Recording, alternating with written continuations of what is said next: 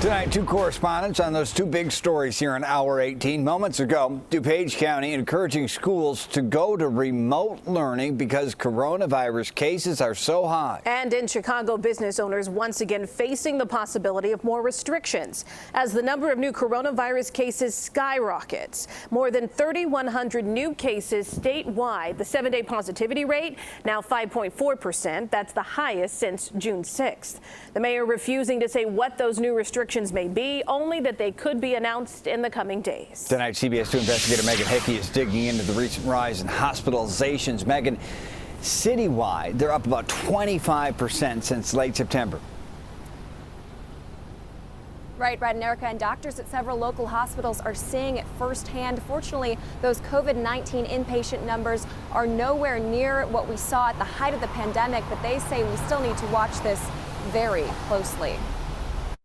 Just to give you an example, over the past couple of weeks, the number of cases, the number of people with COVID who have been hospitalized is doubled. The numbers back in were in the single digits back at the end of September.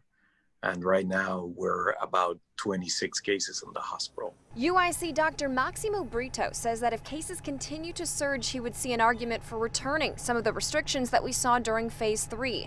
Today, Mayor Lightfoot said that 2/3 of those who got COVID-19 got it from someone they know, including family, friends, or coworkers, which is why Dr. Allison Arwady went as far as instructing residents not to have any house guests for non-essential reasons. You must double down on keeping that distance.